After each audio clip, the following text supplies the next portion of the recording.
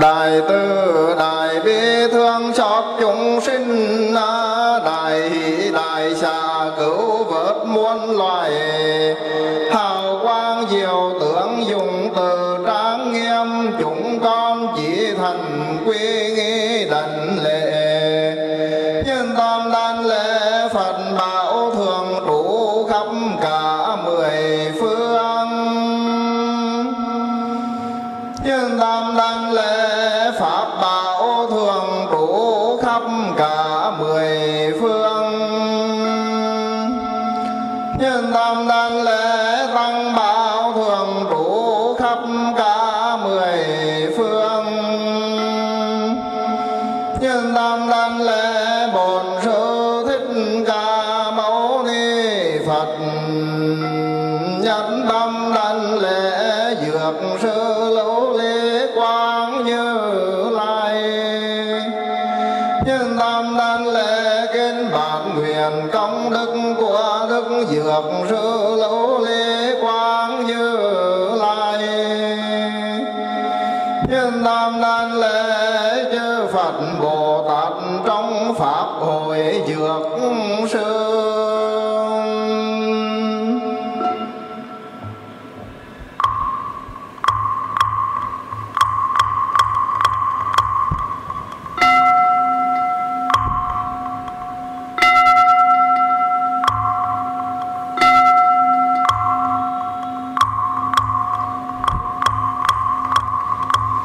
Kính lạy chư Thế Tôn, quy nghi các Phật Đà. Nay con phát đại nguyện lễ bái Dược Sư sám trên trả bốn ân nặng. Dưới giúp ba đường khổ những người thấy nghe được đều phát tâm Bồ Đề. Bao thân này kết thúc cùng sanh các tín đồ. Nam mô Bổn Sư Thích Ca Mâu Ni Phật. Nam mô Bổn Sư Thích Ca Mâu Ni Phật. Nam mô Bổn Sư Thích Ca Mâu Ni Phật. Nam mô Dược Sư Hội Thượng Phật Bồ Tát. Nam mô Dược Sư Hội Thượng Phật Bồ Tát. Nam mô Dược Sư Hội Thượng Phật Bồ Tát. Mở đầu vận dụng phương pháp sám hối đạo tràng Dược Sư chúng con ngày nay đến cả. Tân mạng ma quê nghe đảnh lễ chư Phật trong quá khứ hiện tại và vị lai. Nam mô quá khứ tỳ bà thi Phật. Nam mô Thi Khí Phật. Nam mô Tỳ Xá Phù Phật. Nam mô Câu Lưu Con Phật. Nam mô Câu Na Hàm Mâu Ni Phật. Nam mô Ca Diếp Phật. Nam mô Bổn Sư Thích Ca Mâu Ni Phật. Nam mô Tương Lai Di Lặc Tôn Phật. Nam mô Dược Sư Lưu Ly Quang Như Lai. Nam mô Dược Sư Hải Hội Phật Bồ Tát.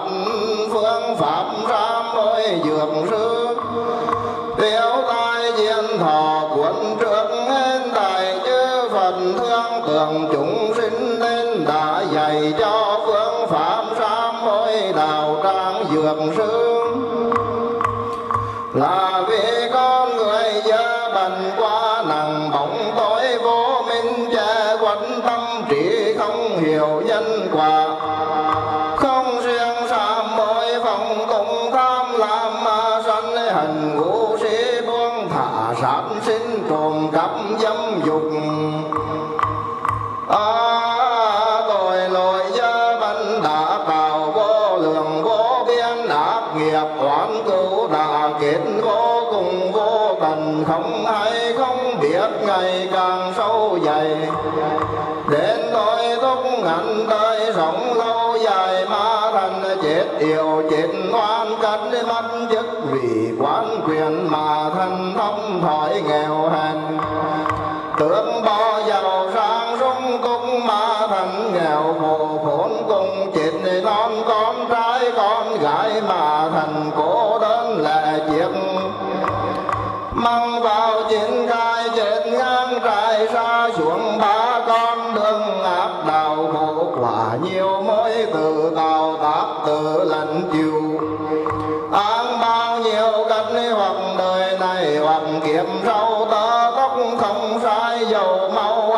chồng nhất định phải trả.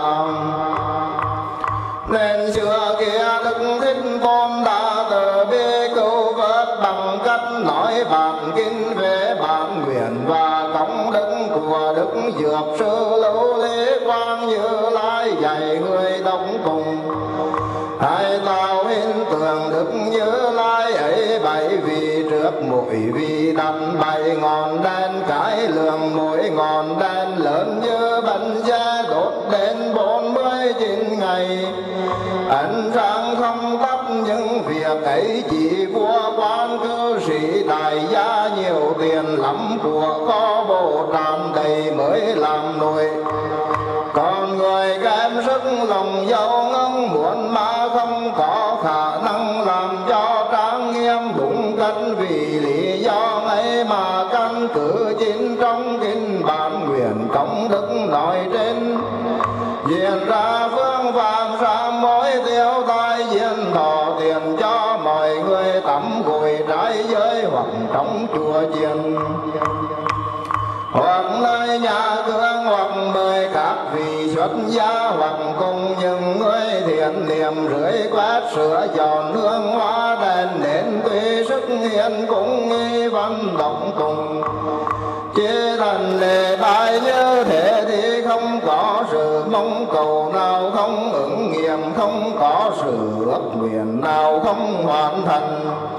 Trong kinh dạy rằng bộc bạch sám hối tội ác đã làm là điều tình dân đại sĩ ưa chuộng.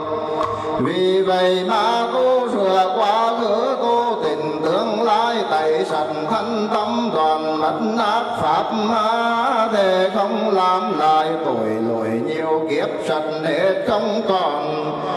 Nên tùy nguyện cầu thỏa mãn tâm cả đệ tử chúng con chế tâm lần lễ khẩn cầu sám hối. Nam mô Tỳ Lô Già Na Phật. Nam mô Bổn Sư Thích Ca Mâu Ni Phật. Nam mô Dược Sư Lưu Ly Quang Như Lai. Nam mô Vô Lượng Thọ Phật. Kính lạy tất cả chư Phật cùng 10 phương căn phạm giới thuộc thì quá khứ. Kính lạy tất cả chư Phật cùng 10 phương căn phạm giới thuộc thì hiện tại. Kính lạy tất cả chư Phật cùng 10 phương căn phạm giới thuộc thì vị lai. Kính lạy kinh bản nguyện công đức của Đức Dược Sư Lưu Ly Quang Như Lai. Nam mô Nhật Quang Biến Chiếu Bồ Tát. Nam mô Nguyệt Quang Biến Chiếu Bồ Tát. Nam mô Văn Thù Sư Lợi Bồ Tát. Nam mô Quan Thế Âm Bồ Tát. Nam mô Đắc Đại Thế Bồ Tát. Nam mô Vô Tận Ý Bồ Tát. Nam mô Bảo Đàn Hoa Bồ Tát. Nam mô Dược Vương Bồ Tát. Nam mô Dược Thượng Bồ Tát. Nam mô Di Lặc Bồ Tát. Nam mô Tiêu Tai Trưởng Bồ Tát. Nam mô Tăng Phước Thọ Bồ Tát. Kính lạy 3.600.000 vị đại Bồ Tát dưới cái tiếng nhạc. Kính lạy các vị đại thần tăng là Tôn giả A Nan và 8.000 vị tỳ kheo. Nam mô Cứu Thoát Bồ Tát. Đảnh lễ chư Phật rồi lại ra môi tiếp nghĩ lại thời kỳ Phật pháp tương tự xuất hiện. Nếu mọi người vì muốn lời nghịch an lạc nhổ trừ tất cả nghiệp chướng, xây dựng công đức hơn là muốn tu tập một cách đầy đủ đại nguyện của chư Phật và thọ trì một cân trọn vẹn thân nhân hiệu và kho báu. Chân phạm của chư Phật muốn được vô thường chân điển giác bấm mai tương cốt và 80 tướng phù trang hoàng cơ thể, muốn được vô lượng trí tuệ phương tiện để làm cho chúng sinh đừng yên trong pháp đại thừa, muốn tu hành phản hành được giới để không thiếu sót trọn vẹn. Giới pháp ba loại tuyệt đối thanh tịnh, không có phá phạm, muốn được các giác quan đều hoàn bị, không mọi tật nguyện. Và bên khổ nhà cửa thân thuộc và đồ dùng đều đủ và nhiều, muốn phá rất màng lưới của ma vương, cội mở ràng buộc của ngoài đạo. Phá nhô rừng rầm của mọi thứ ngang kiên, nếu có nữ nhân muốn truyền nữ thần nam, đầy đủ hình tướng trường phu, muốn cầu con trai được con trai cầu, con gái được con gái cầu, sống lâu được sống lâu, hoặc vì phạt của làm tội mà muốn giải thoát mọi sự lo sợ thống khổ. Muốn được đồ ăn uống tuyệt diệu pháp, vì nó đủ mọi thứ nghi phục tuyệt diệu, và tất cả đồ trang sức bằng vàng ngọc. Muốn đừng hành bỏ thế mọi thứ mình có, hoàn toàn không am tiếng hiến cả cho người đến xin. Muốn được chân kiến tinh tiến và nghi tinh khéo thuần hóa đa văn thông lời, lý giải nghĩa lý cực kỳ sâu xa, đường cầu thăng pháp đường gặp thiền hữu. Muốn thọ trì giới pháp nguyện sanh thế giới, cực lạc ở phía tây chỗ A Di Đà Phật. Để được nghe chân vạn của ngài đều có giới vang đã phá hủy, mà muốn phục hồi thân tình sinh mạng đã hết, mà muốn cứu muôn lối cho đến quốc độ. Và dân chúng bị mọi sự ngang trái và mọi sự tai nạn, mà muốn tiêu trừ cho ẩn mất để mưa gió thuần thời dân chúng vui vẻ, thì hãy trang nghiêm đúng cách quy nghi và đảnh lễ. Đức dược sự lưu ly quang Như Lai, nhất tâm tinh thiện tu tập chánh định. Tại sao? Vì Đức Như Lai ấy khi làm hành Bồ Tát đã phát 12 đại nguyện tối thượng và nhiệm màu, tạo ra công đức tu thắng, nên làm cho những người nghe được thì nghiệp chướng tiêu trừ, hết thảy sở cầu đều được mãn nguyện. Điều này chỉ càng vì Bồ Tát còn hề thuộc một đời mới có khả năng tin và hiểu đúng như sự thực, tu hành đúng như Phật dạy. Nên phải đem thân để tin mạng và tài sản ra, không lần không tiếc thần lực trang nghiêm, thì quyền chẳng đường kết quả và toại nguyện. Vì nghĩ lại như vậy đến ngày nay, đệ tử cùng những người hiện diện tất cả đều chỉ tâm quý mạng đảnh lễ. Nam mô Tỳ Lô Giá Na Phật, Nam mô Bổn Sư Thích Ca Mâu Ni Phật, Nam mô Dược Sư Lưu Ly Quang Như Lai, Nam mô Vô Lượng Thọ Phật.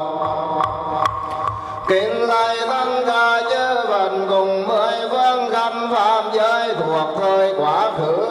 Kính lạy tất cả chư Phật cùng 10 phương khắp pháp giới thuộc thi hiện tại. Kính lạy tất cả chư Phật cùng 10 phương khắp pháp giới thuộc thi vị lai. Kính lạy kính bản nguyện công đức của Đức Dược Sư Lưu Ly Quang Như Lai. Nam mô Nhật Quang Biến Chiếu Bồ Tát, Nam mô Nguyệt Quang Biến Chiếu Bồ Tát, Nam mô Văn Thù Sư Lợi Bồ Tát,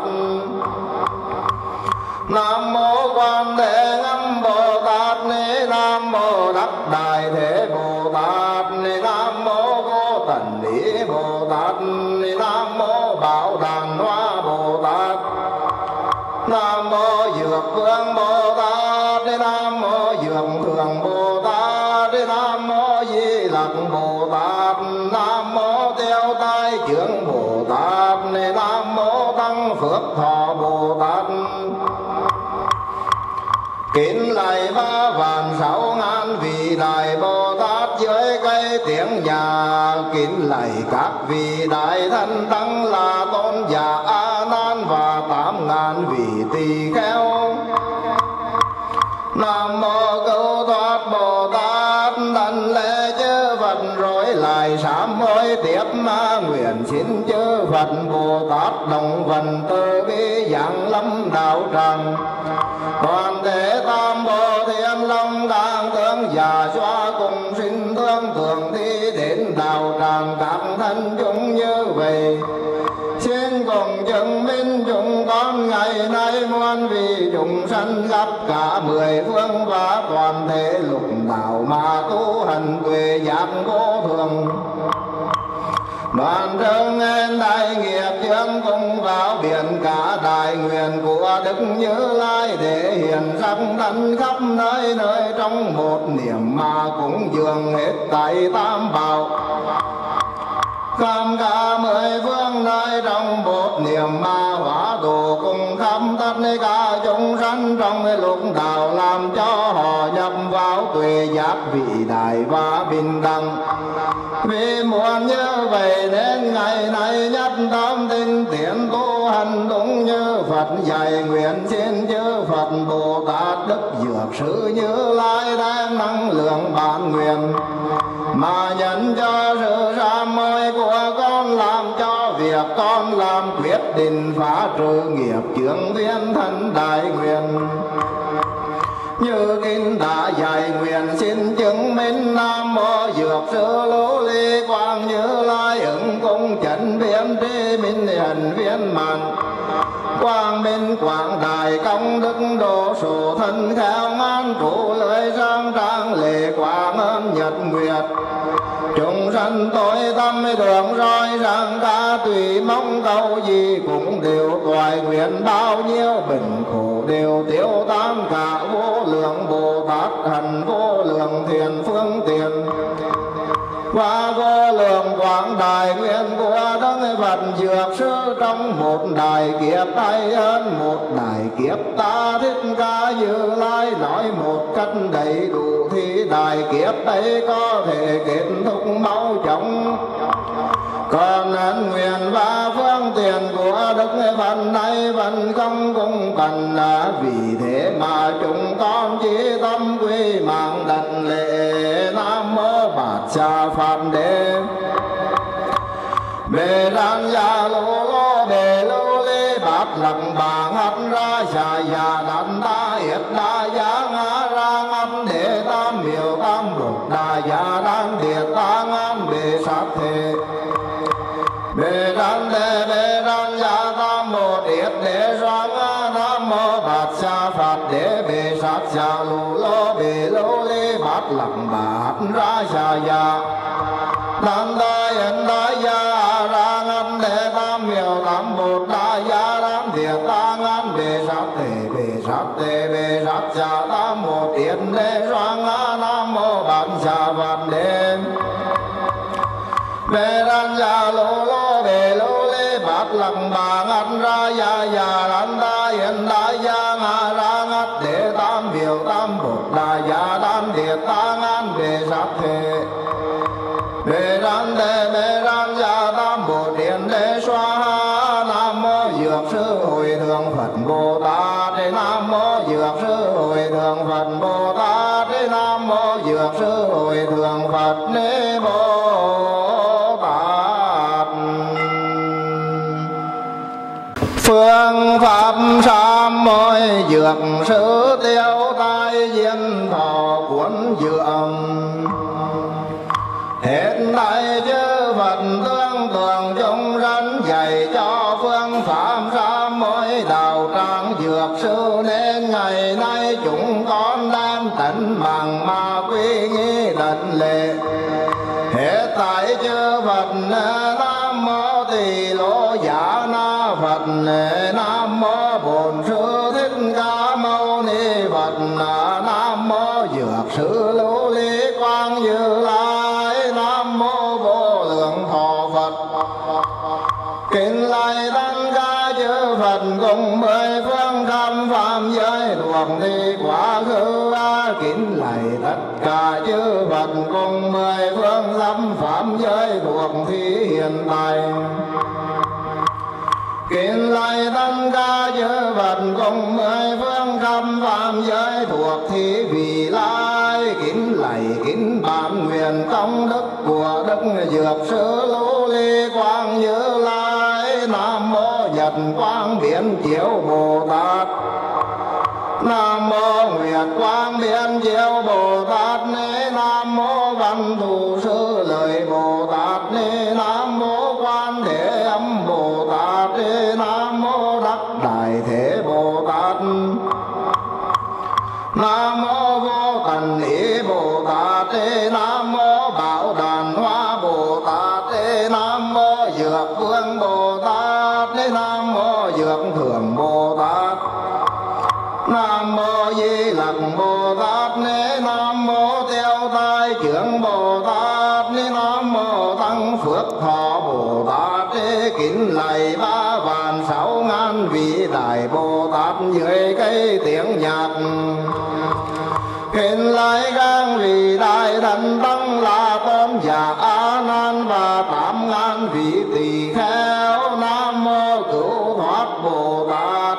Thần lễ chư Phật rồi lại ra mọi tiết đệ tử chúng con gấp vì bốn ơn ba cõi và pháp giới chúng sinh nguyện đoàn trừ cả ba thứ chướng ngại nên quy tánh mạng về nơi Phật đảnh lễ mà ra mỗi con với chúng sinh vô thì đến giờ do ái và kiến mà trong chấp nhân ngã ngoài vì bản xấu nên không tùy ai cả.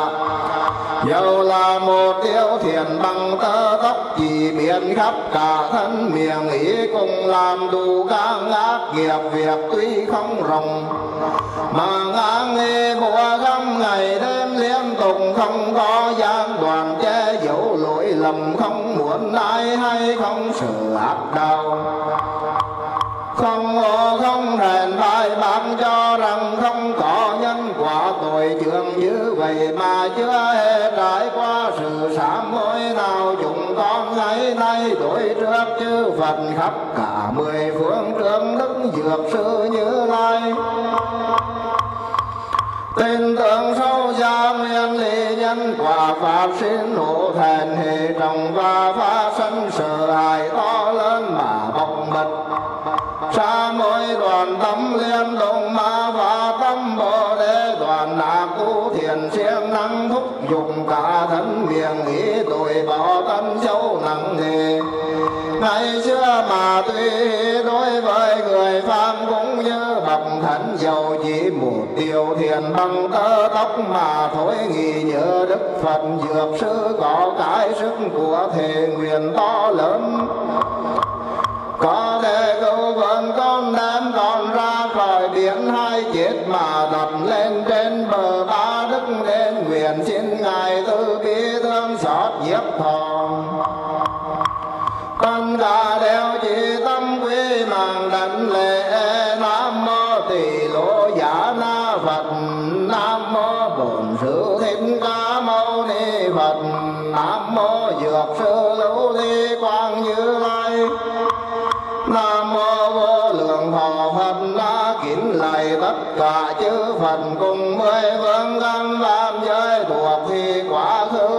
Kính lạy tất cả chư Phật cùng 10 phương căn phạm giới thuộc thi hiện tại. Kính lạy tất cả chư Phật cùng 10 phương căn phạm giới thuộc thi vị lai. Kính lạy kính bản nguyện công đức của Đức Dược Sư Lưu Ly Quang Như Lai. Nam mô Nhật Quang Biến Chiếu Bồ Tát.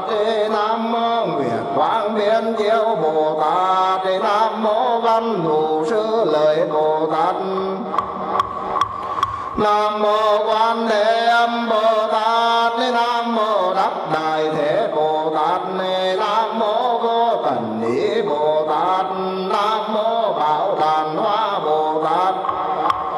Nam mô Dược Vương Bồ Tát. Nam mô Dược Thượng Bồ Tát. Nam mô Di Lặc Bồ Tát. Nam mô Tiêu Tai Trưởng Bồ Tát. Nam mô Tăng Phước Thọ Bồ Tát. Kính lạy 3.600.000 vị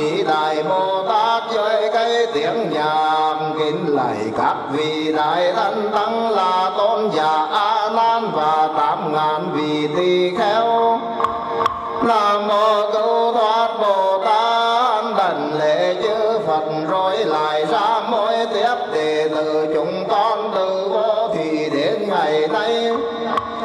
Có cái bệnh tham lam sân hận và tật đố, cái bệnh kiêu mạn ngạo ngược, cái bệnh không biết thiện ác, cái bệnh không tin tội phước, cái bệnh bất hiểu ngụ nghịch, cái bệnh phá nhục tam bảo, cái bệnh không tu trai giới, cái bệnh phá phạm thi la, cái bệnh khen mình chê người, cái bên nam được không chán, cái bên say mê tiếng hay và chạy theo sắc đẹp, cái bệnh ham môn ơi thơm và ưa thích đụng chạm, cái bình tin theo sự thấy công và ngược, cái bình đam mê tựu sắc và phóng túng vô độ, cái bình dẫu gặp thầy mà lại cho thuốc không đúng, cái bình vô lượng tai nạn khổ nhục và bi tham sâu muộn khát lửa ngâm nấu bức bách, làm cho cả cơ thể lẫn tâm trí đều chịu thống khổ, muốn làm cho những bệnh khổ ấy tiêu trừ. Sở cầu mạng nguyện nên bây giờ Đức Thế Tôn dược sở lâu lê quang Như Lai, nhập định dân hiệu diệt trừ mọi khổ nào của chúng sanh, nhập định ấy rồi từ trong nhục kế phóng ra ẩn sáng lên, trong ẩn sáng này hiện ra Đà La Ni vị đại sau đây. Nam mô Bát Sa Pháp Đế Bề Sát Sa Lù Lô Bề Lô Đi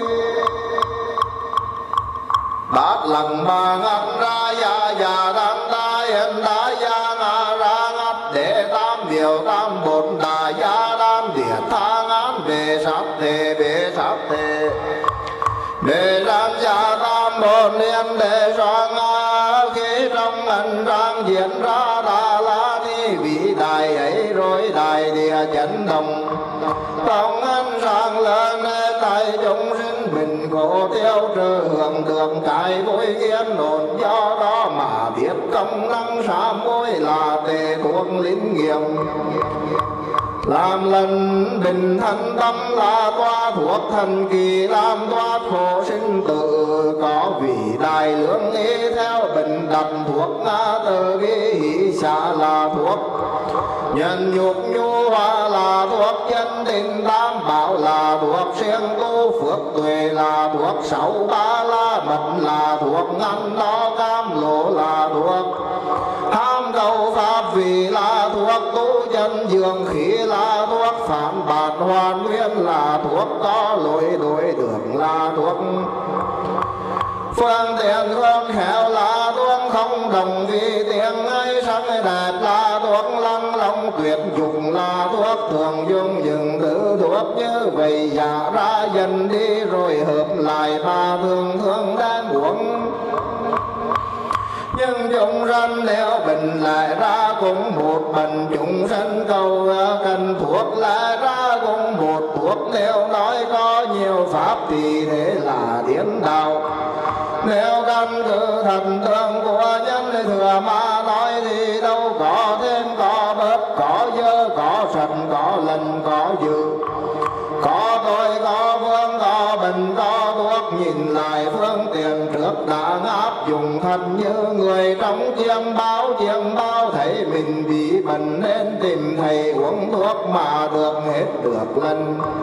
Để lung tình dân chiêm bao thì rõ ra vốn là không bệnh, sự không bệnh cũng không uống chi thầy với thuốc, nên bệnh của chúng sinh toàn là bệnh huyền, thuốc của chư Phật toàn là thuốc huyền, do đó mà biện pháp Như Lai thuyết ra toàn là một tướng một vị.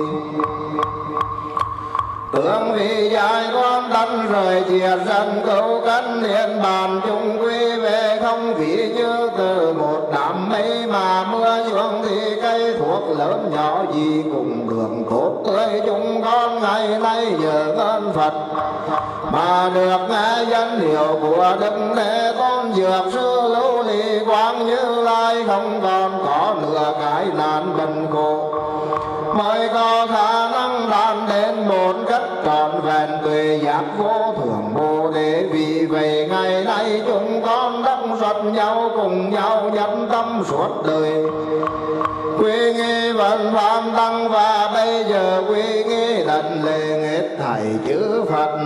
Nam mô Tỳ Lô Giả Na Phật, Nam mô Bổn Sư Thích Ca Mâu Ni Phật,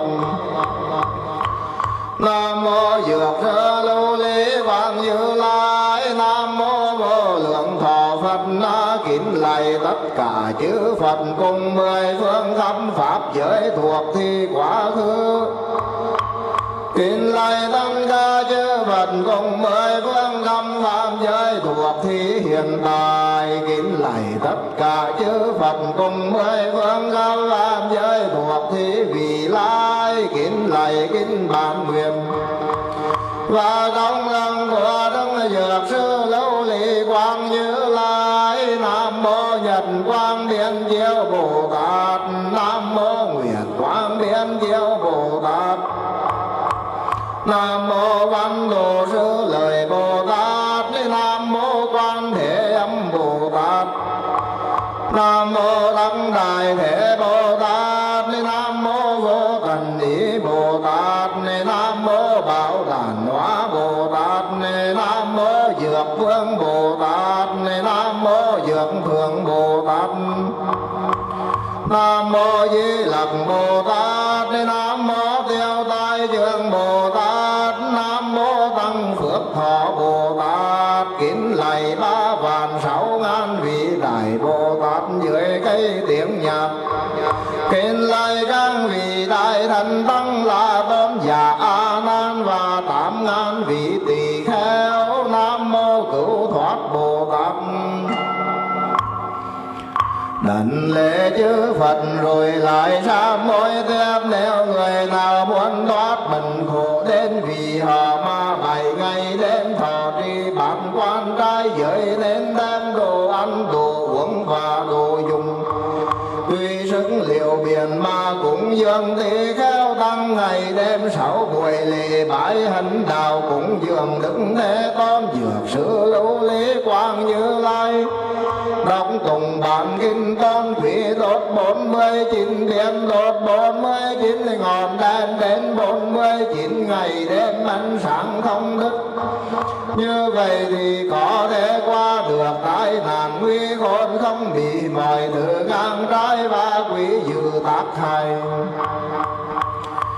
Vì vậy ngày nay đệ tử cùng với những người hiện diện tất cả đều cùng từng tinh thiện đốt hương rải hoa thắp đèn treo phan phóng sinh tu phước để được qua khỏi khốn khổ,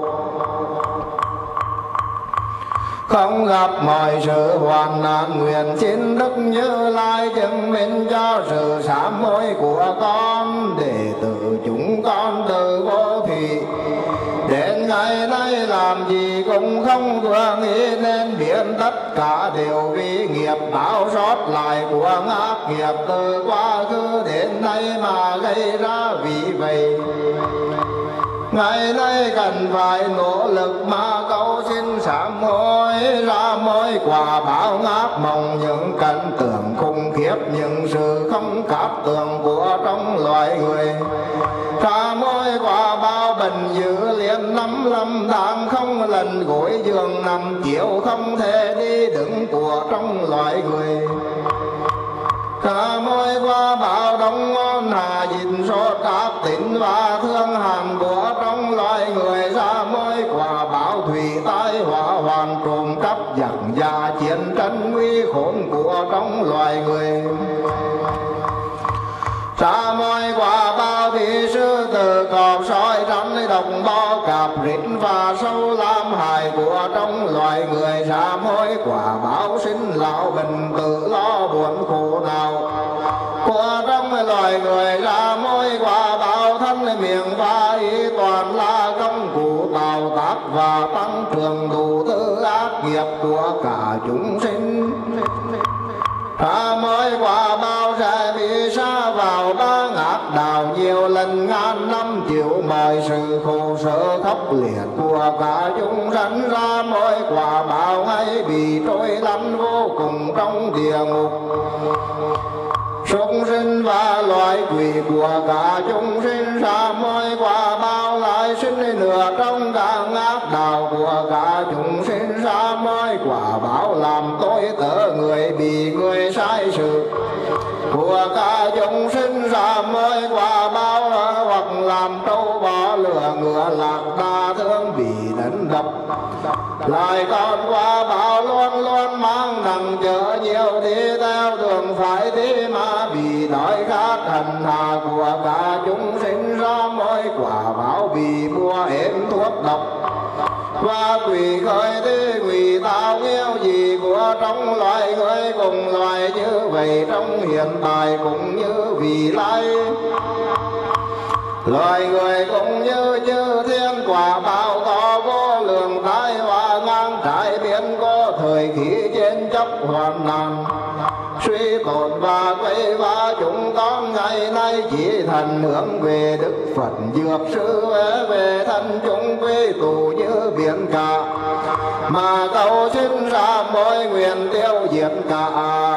Trước đã cứu gian cái lại cứu cân là bình này thuốc này đông la huyền ảo lại cứu gian mà ra môi tròn vẹn nên thầy báo trường do ác nghiệp gây ra này nên vẫn từ pháp nguyện hồi hướng đệ tử chúng con nguyện đem công đức đường phát sinh bởi sự sa mối ba thứ trước ngài mà hồi hướng cả hiện cho hết thầy chúng sanh để cùng sám mối.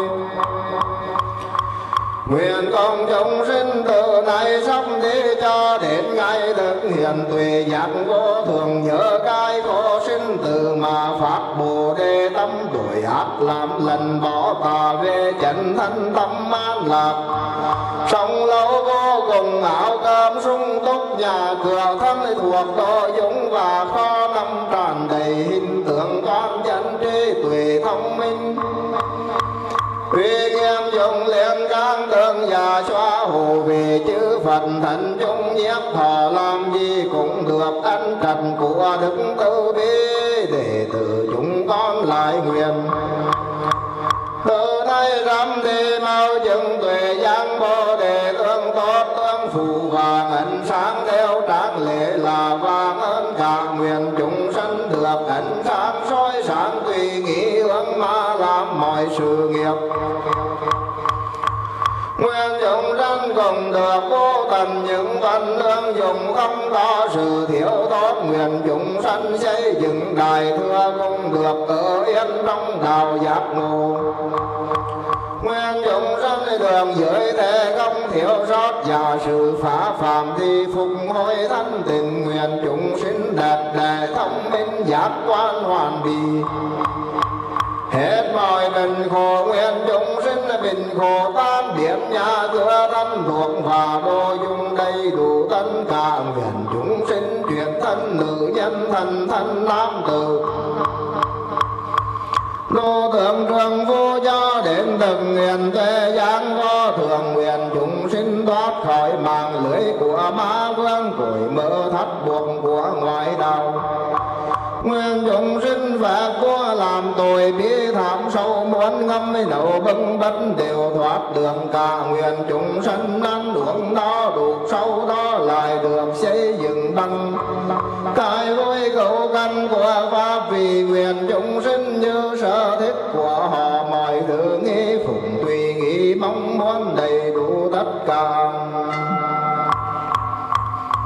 Lại nguyện tất cả chúng sinh sống lâu giàu có quan chức con trai con gái cầu gì cũng toại nguyện qua nguyện tất cả quân đồ trong sự quái gì trên cái chết ngang trái tam thứ chương nạn ba thứ tai họa nước khác xâm lăng quấy nhiễu đạo tập làm văn làm loạn nên tai nạn dữ như vậy tiêu ban tiêu mất tất cả quốc độ yên ổn cho mưa điều hòa lúa ma thần động mọi người vô bình vui vẻ hạnh nguyện bồ đề sáng chói hơn lên trong từng ý nghĩ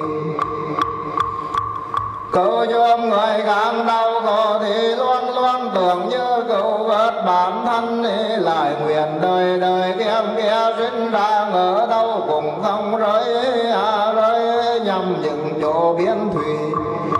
Mọi giờ mà lại sinh vào gia đình dân tín tương màu đoán nghiêm trí tuệ biện tài việt lý an và tân cận nguyện hữu kiên trì giới hận kiến lập đại thừa lại nguyện đời đời kiếp kiếp sinh ra ở đâu cũng được cùng chân hưng pháp Phật phá hủy lưới ma.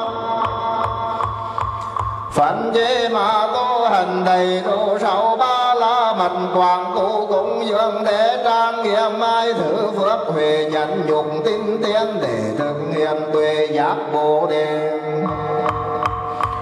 Chúng con ngày nay nên nghĩ bao ân đức của Đức Dược Sư Lưu Ly Quang Như Lai bằng cách thường thế như vậy mà lời ít an lạc hết thảy chúng sinh. Vì thế mà chúng con chỉ tâm quy nghi đảnh lễ Nam Mô Bát Sa Phạt Đế Bề Sát Sa Lù Lô Bề Lưu Ly Bát Lạc Bà Hát Ra Sa Ya Nam Ta Yên Đa Ya Nga Ra Ngăn Đề Tam Biểu Tam Bột Đà Ya Nam Tiệt Ta Ngăn Bề Sát Thể Bề Sát Sa Tam Bột Yến Đế Xoa Ha Nam Mô Bát Sa Phạt Đế Bề Đan Ya Lô Lô Bề Lưu Ly Bát Lạc Bà Hát Ra Ya Ya Nam Ta Yên Đa Ya Nga Ra Ngăn Đề Tam Biểu Tam Bột Đà Ya Nam Tiệt Ta Ngăn Bề Sát Thể Bề Đan Ya Tam Bồn Liên Đế Xoa Nga Nam Mô Bát Sa Phạt Đế Bề Sát Sa Lù Lô Bề Lưu Ly Bát Lạc Bà Hát Ra Sa Ya Đan Ta Yên Đa Ya Na Ra Ngăn Đề Tam Biểu Tam Bột Đà Ya Nam Tiệt Ta Ngăn Bề Sát Thể Bề Đan Ya Tam Bồn Liên Đế Xoa Nga Nam Mô Dược Sư Hội Thượng Phật Bồ Tát Nam Mô Dược Sư Hội Thượng Phật Bồ Tát Nam Mô Dược Sư Hội Thượng Phật Nam Mô Tát.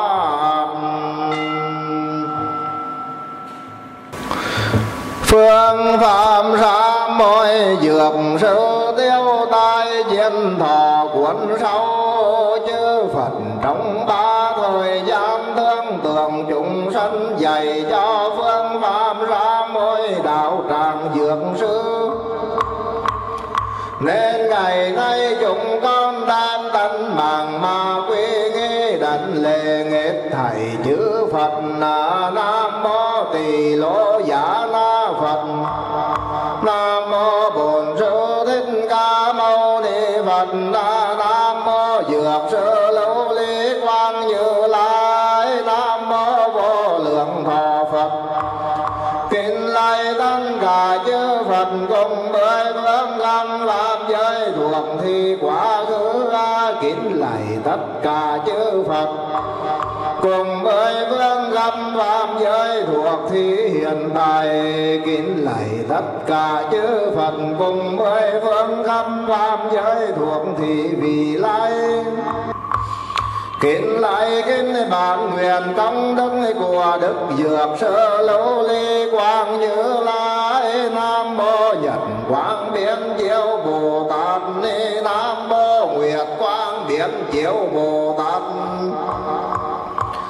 Nam Mô Văn Thủ Sư Lời Bồ Tát Nam Mô Quan Thế Âm Bồ Tát Nam Mô Đắc Đại Thế Bồ Tát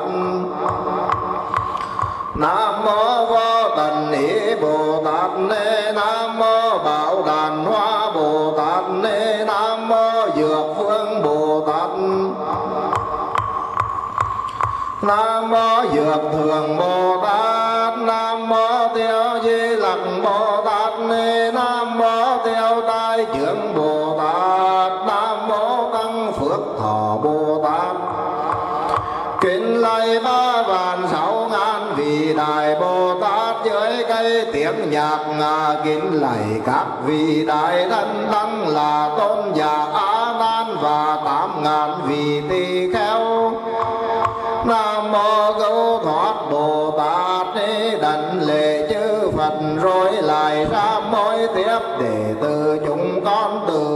đến đây là sám hối rồi. Bây giờ nên phát sinh tâm không dơ bẩn, tâm không giận dữ tác hại. Nghĩa là đối với thầy chúng sinh khởi lên cái tâm lợi an lạc từ bi hỷ xả và bình đẳng. Trên trong tâm nguyện như vậy mà nhiếp niệm chân quan bằng cách không tuyệt kiết sử mà cũng không dự kiết sử. Quan càng pháp không như thần tượng, quan càng pháp không là thế nào hành giả xét kỳ. Hiện tại một tâm niệm đây chỉ là vùng tâm tùy duyên hiện khởi. Tâm như vậy là do tâm mà thành, tâm là không do tâm mà thành, tâm là cũng do tâm cũng không do tâm mà thành. Tâm là không phải do tâm, không phải không do tâm mà thành. Tâm là ở quá khứ, ở hiện tại hay ở vị lai, là ở trong ở ngoài hay ở trung gian.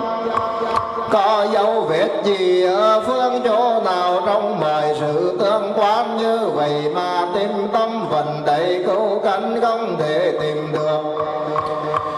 Như hiện như mộng không danh không tưởng, bây giờ hành giả con không thấy tâm là sinh tử, đâu có thấy tâm là niết bàn. Và cũng không tìm được cái bị xét thì cũng không tìm được cái hay xét, không lấy không bỏ.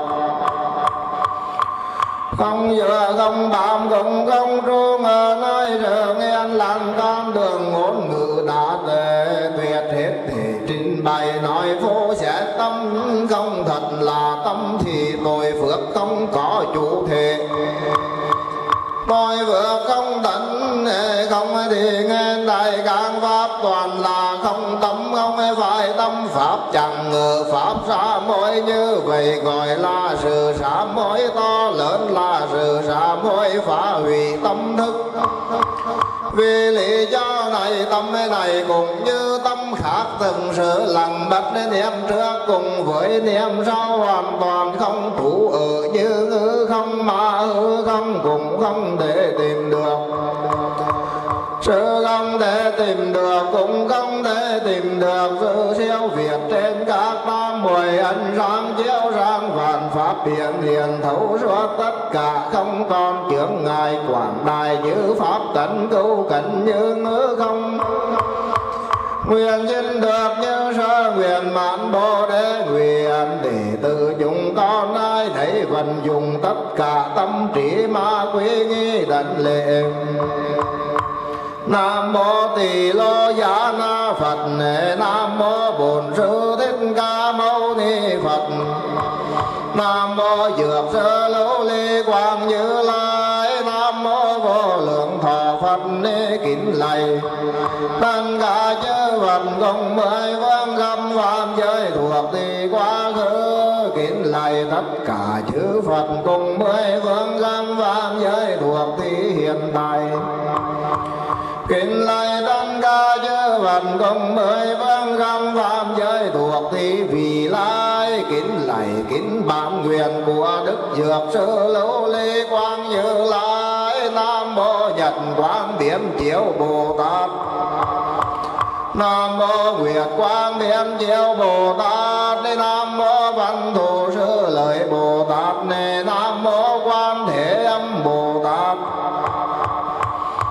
Nam mô Đăng Đại Thế Bồ Tát, Nam mô Vô Tận Ý Bồ Tát, Nam mô Bảo Đàm Hoa Bồ Tát, Nam mô Dược Vương Bồ Tát, Nam mô Dược Thường Bồ Tát, Nam mô Di Lặc Bồ Tát, Nam mô Tiêu Tai Trường Bồ Tát, Nam mô Tăng Phước Thọ Bồ Tát. Kính lạy 3.600.000 vị đại Bồ Tát dưới cây tiếng nhạc. Kính lạy các vị đại thân tăng là tôn giả A Nan và 8.000 vị tỳ kheo.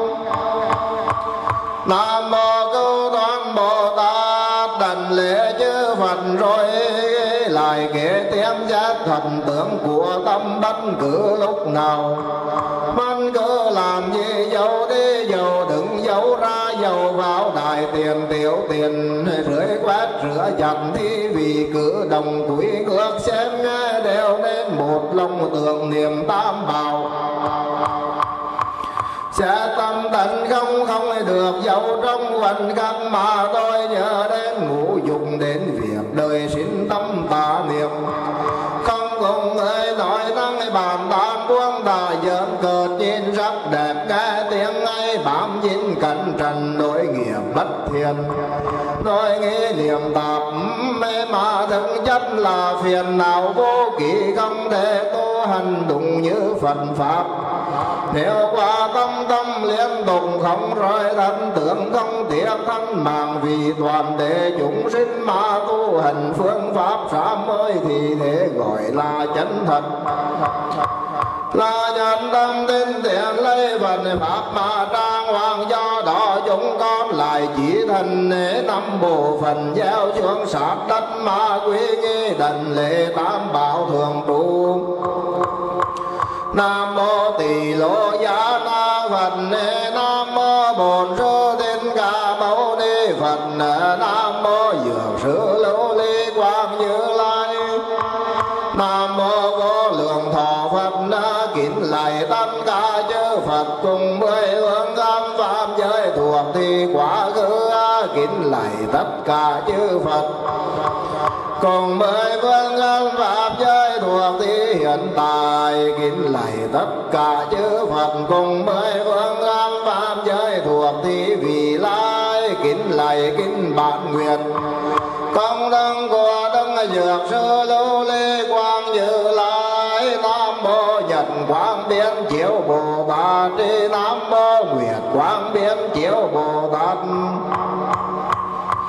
Nam mô Văn Thù Sư Lợi Bồ Tát, Nam mô Quan Thế Âm Bồ Tát, Nam mô Đắc Đại Thế Bồ Tát, Nam mô Vô Tận Ý Bồ Tát, Nam mô Bảo Đàn Hoa Bồ Tát, Nam mô Dược Vương Bồ Tát, Nam mô Dược Thường Bồ Tát, Nam mô Di Lặc Bồ Tát, Nam mô Tiêu Tai Trường Bồ Tát, Nam mô Tăng Phương Thọ Bồ Tát. Kính lạy 3.600.000 vị đại Bồ Tát dưới cây tiếng nhạc.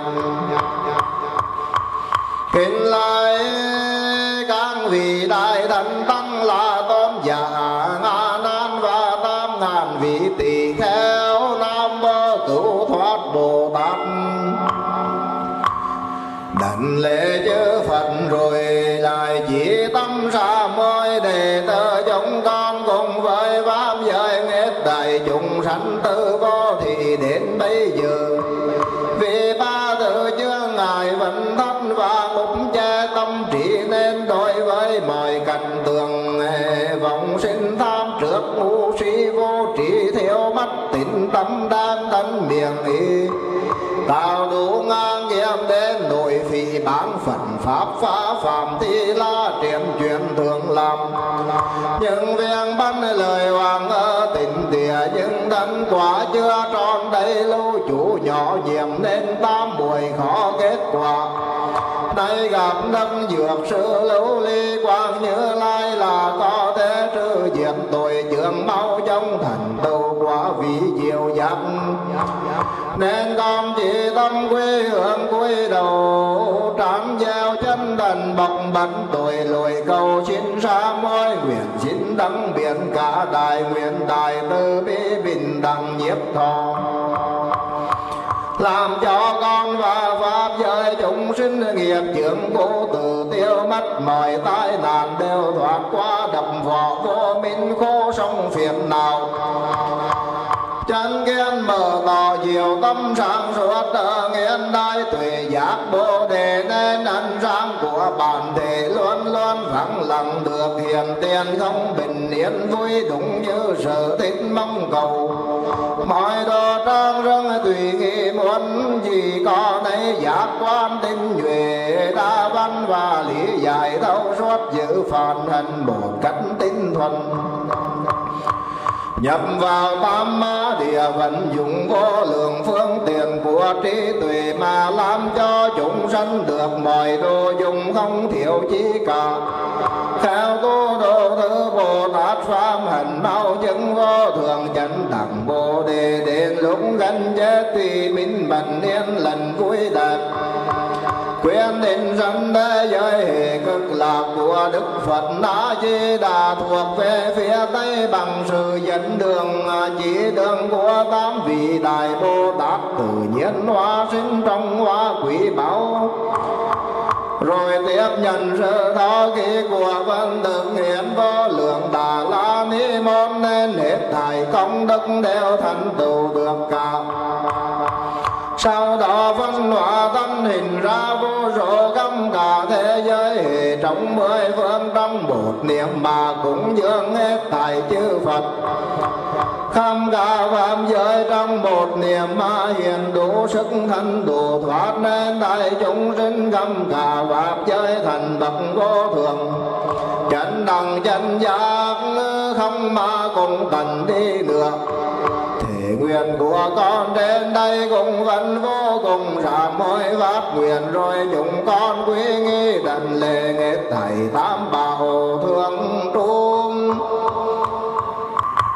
Nam mô Bát Cha Phật Đế Bề Sát Cha Lô Lô Bề Lô Ly Bát Lặng Ba Ngắt Ra Ya Ya Đa Ta Hiện Đa Giang Ngã Ra Ngắt Đệ Tam Biểu Tam Bột Đà Giang Đan Điện Đa Ngàn Bề Sát Thể Bề Sát Cha Tam Bồ Điện Đế Doang Nam mô Bát Cha Phật Đế Bề Sát Cha Lô Lô Bề Lô Ly Bát Lặng Ba Ngắt Ra Ya Ya Đa Ta Hiện Đa Giang Ngã Ra Ngắt Đệ Tam Biểu Tam Bột Đà Gia Đan Điện Đa Ngàn Bề Sát Thể Bề Đan Gia Tam Bồ Niên Đế Doang Nam mô Bát Cha Phật Đế Bề Sát Cha Lô Lô Bề Lô Ly Bát Lặng Ba Ngắt Ra Ya Ya Đan Đa Hiện Đa Ya Đan Đế Tam Biểu Tam Bột Đà Gia Đan Điện Đa Ngàn Bề Sát Cha Tam Bồ Niên Đế Doang Nam mô Dược Sư Hội Thượng Phật Bồ Tát. Nam mô Dược Sư Hội Thượng Phật Bồ Tát. Nam mô Dược Sư Hội Thượng Phật Bồ Tát. Ma Ha Bán Nhà Ba La Mật Đa Tâm Kinh Quang Tự Tại Bồ Tát. Tâm Bán Nhà Ba La Mật Đa Thời Chiếu Kiến Ngũ Ấn Giai Không Đô nhân đế của ấn gia lai từ răng bấn gì không không bất gì răng răng tức thì không không nâng nê răng tà thường hành tăng diện phục như thì giả lời từ thì chư pháp công tưởng bất sanh bất diệt bất khẩu bất tình bất tăng bất giảm thì cố công trong vô răng vô tà thường hành tăng vô nhàn nhị thì theo tân địa vô răng thân hương về ung văn vô nhan giới gì vô nghi thức giới vô minh diện vô minh tần Đại Di Vô Lão Tự Diệm Vô Lão Tự Tần Vô Khổ Tâm Diên Đạo Tri Yên Vô Đăng Dị Vô Sơ Đăng Khổ Bồ Đề Tăng Đoài Ban Nhà La Đa Khổ Tâm Vô Quay Ngài Cô Ở Cùng Vô Yên Ly Điên Đạo Mong Tương Cô Căn Thiên Bản Nhớ Văn Ni Văn Nhà La Đa Khổ Đăng Đầu Đà La Tam Yêu Tâm Bồ Đề Úc Tri Văn Nhà La Văn Đa Thị Đại Thần Chú Thị Đại Minh Chú Thị Vô Tương Chú Thị Vô Đăng Đăng Chú Năng Trời Nhân Thiên Vô Chân Thiệt Bất Trư Có Thiên Văn Nhà La Đa Chú Tung Thiên Chú Phiền Đêm Đế Bà La Tăng Yên Đế Bồ Đề Tai An Đêm Đế Bà La Tăng Yên Đế Bồ Đề Ta Bài Han Đêm Đế Bà La Tăng Yên Đế Bồ Đề Tan Bà Ha Nam Mô Pháp Vi Đà Tôn Thiên Bồ Tát Ni Nam Mô Pháp Vi Đà Tôn Thiên Bồ Tát Nam Mô Pháp Vi Đà Tôn Thiên Bồ Tát. Kính lạy Đức Dược Sư chánh giác rất vi diệu mở cõi tình lưu ly thuộc phía đông cõi này ngài thân khó nghị ban đủ ba vô số và không ai sanh bằng với 10 hiệu tôn xưng trong nhân đà Phật ra 12 môn đại nguyện trong quả đà viên mãn trăm ngàn loài tướng hào biển từ bi rộng lớn không ai lường cho núi công đức cao cả không thể khen cho cùng. Nam mô Đăng Vương Tình Lưu Ly giới dược sư lưu ly Quang Như Lai ưng cung trần biến đi minh hành túc thiền minh hành túc thiền thế gian dài vô thượng sĩ tiêu ngự trưởng phu thiên nhân sư Phật Thế Tôn. Nam mô dược sư lưu ly quang vương Phật. Nam mô dược sư lưu ly quang vương Phật. Nam mô dược sư lưu ly quang vương Phật. Nam mô dược sư lưu ly quang vương Phật. Nam mô dược sư lưu ly quang vương Phật. Nam mô dược sư lưu ly quang vương Phật. Nam mô dược sư lưu ly quang vương Phật. Nam mô dược sư lưu ly quang vương Phật. Nam mô dược sư lưu ly quang vương Phật. Nam mô dược sư lưu ly quang vương Phật. Nam mô dược sư lưu ly quang vương Phật. Nam mô dược sư lưu ly quang vương Phật. Nam mô Nhật Quang Biện Chiếu Bồ Tát. Nam mô Nhật Quang Biện Chiếu Bồ Tát. Nam mô Nhật Quang Biện Chiếu Bồ Tát. Nam mô Nguyệt Quang Biện Chiếu Bồ Tát. Nam mô Nguyệt Quang Biện Chiếu Bồ Tát. Nam mô Nguyệt Quang Biện Chiếu Bồ Tát. Nam mô Văn Thù Sư Lợi Bồ Tát. Nam mô Văn Thù Sư Lợi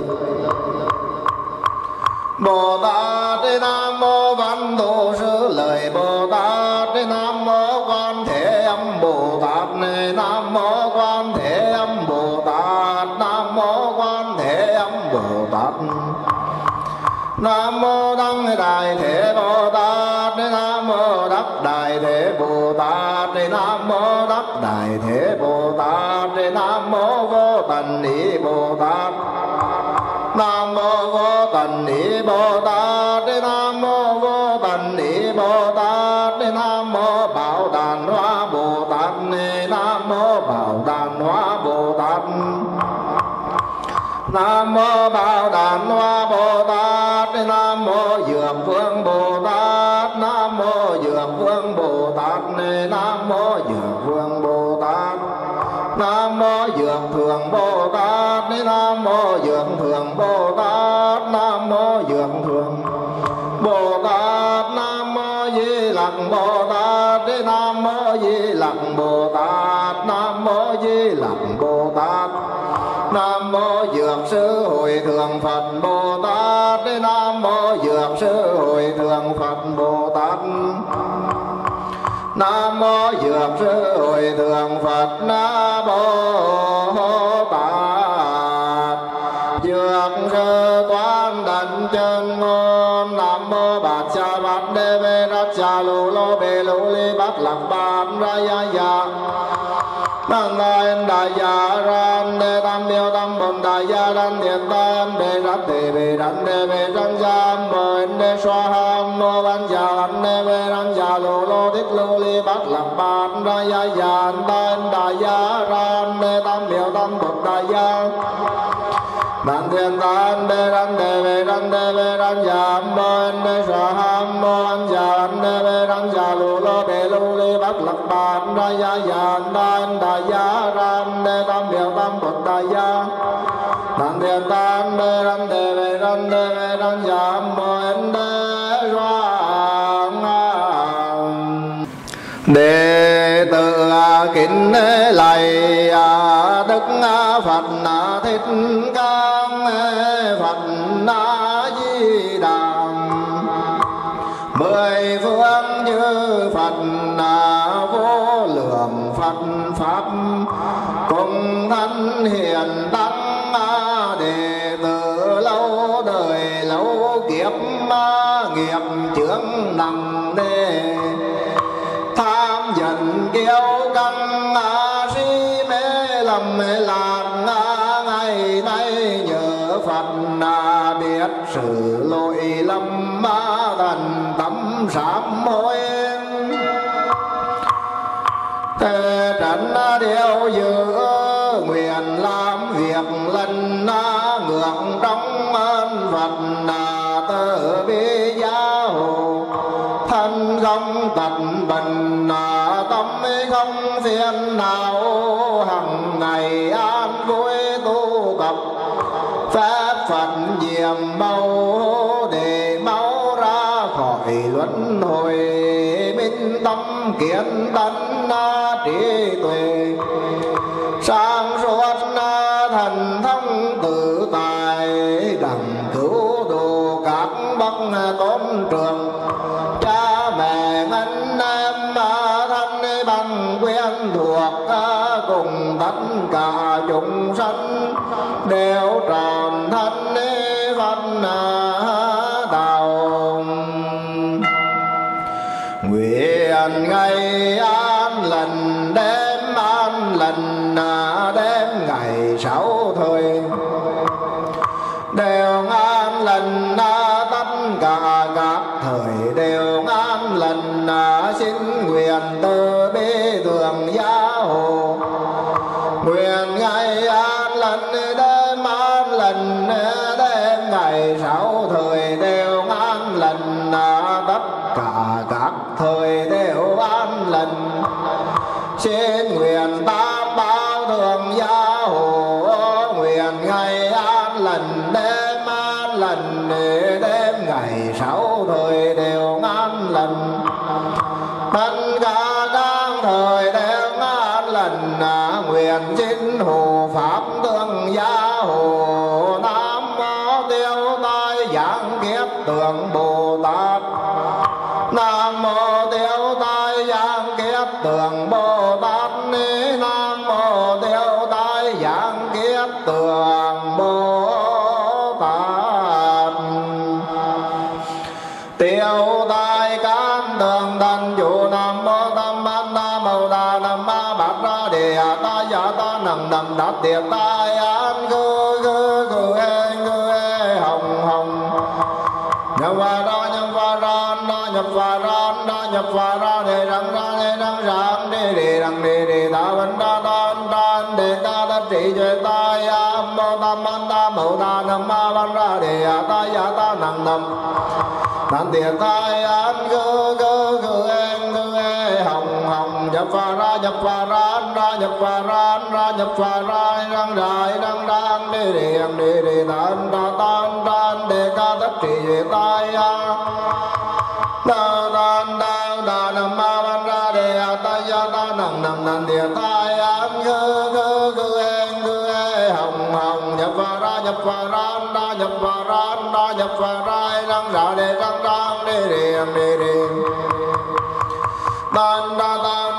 đề ca tất trị duy ta phạm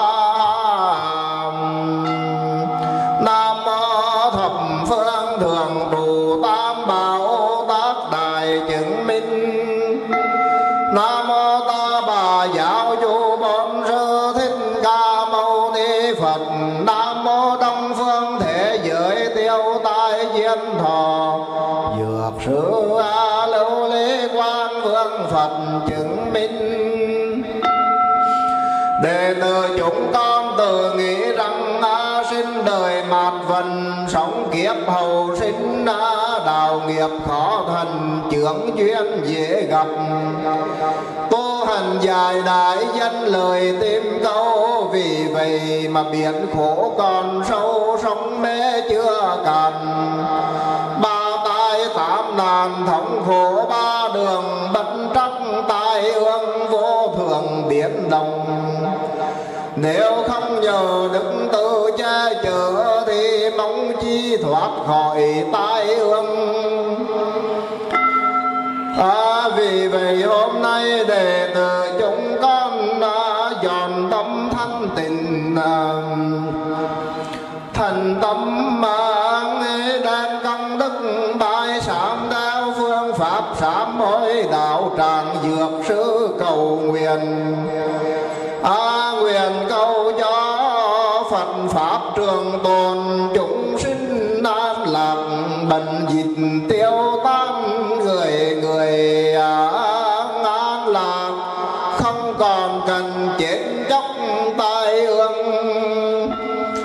nguyện cầu bình chướng tiêu trừ phước thọ tăng trưởng đời này thiền căn không bị trở ngại kiếp sau đích thân nhận được sự thọ ký tối thượng của Phật.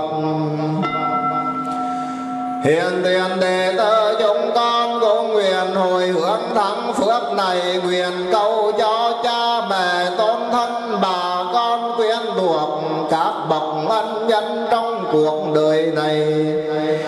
Nương nhờ công đức này mà bệnh chướng tiêu trừ, phước thọ tăng trưởng, chánh tín không bị phá hoại, thiện căn không bị trở ngại. Đời này thân cần phụng sự tam bảo, kiếp sau đích thân nhận được sự thọ ký của chư Phật. Lại nguyện hồi hướng phước báo này về bao nhiêu túc trải oan khiên, những người thù ghét chúng con, những người đệ tử chúng con làm cho đau khổ vì vô tình hay cố ý bởi tham sân si, do thân miệng ý tạo nên oán đối nhiều đời. Nguyện cho tất cả ác duyên chuyên thần duyên thần thiện, đời này muôn kiếp mãi sau, dù sinh về bất cứ nơi nào vẫn nguyện kết làm bà con quyến thuộc trong đạo Bồ Đề, tu tập Phật pháp lời lạc hữu tình báo đến ơn Phật. Chúng con lại nguyện bao nhiêu công đức thiện căn do chúng con làm, bao gồm pháp hành trì kính lễ bái hôm nay, đều đem hồi hướng về các pháp giới chúng sinh, nguyện được duy trì pháp màu của Phật, làm cho rực rỡ hành nguyện Bồ Đề trong suốt đường đi phổ hiền. Cùng tần vị lai thường xuyên tu học, đối với mê lầm cùng với nghiệp dữ, đối với cảnh tượng hiền thân ma vương trong cõi đời này thì được siêu thoát. Tờ như hoa sen không hề dính nước, cũng như nhật nguyệt không vướng không gian, tận trừ toàn bộ nỗi khổ đương như bình đẳng cho vui bao loài sinh linh trải qua thời kỳ. Nhiều như cực vì lợi ích mười phương không có cùng tận, nguyện cầu đệ tử chúng con cùng hết tài pháp giới chúng sinh mau chóng thành tựu vô thượng Bồ Đề. Nam mô thập phương thường trụ tam bảo tác đại chứng minh, từ quý y Phật xin đương nguyện chúng sanh thể giai đại đạo, Pháp vô thượng tâm từ quý nghi Pháp đương nguyện, chúng sinh thâm nhập kinh bằng trí tuệ như hải, từ quý nghi tăng đương nguyện chúng sanh thống lý đại chúng, nhất thiện vô ngại, nguyện dị thử công đức phổ cập nhất thiết ngã đẳng dự, chúng sinh giai cộng thân văn đạo,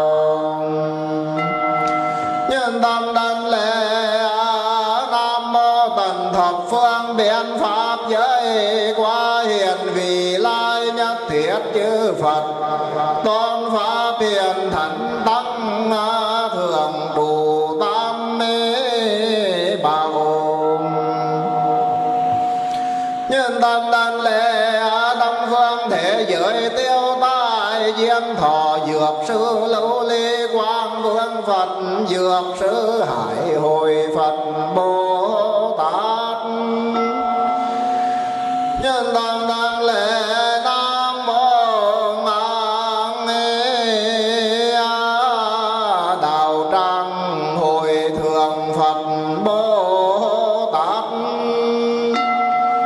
đệ tử chúng con chí thanh đại vì tử trọng thâm ân ơn mẹ cha nuôi dưỡng sinh thần ơn Phật tổ soi đường dẫn lối ơn tổ quốc non sông muôn đời che chở ơn chúng sinh vạn loài trung trung chí thần kính lễ nhân tâm kính lễ hiền chư tam bảo mười phương khắp pháp giới.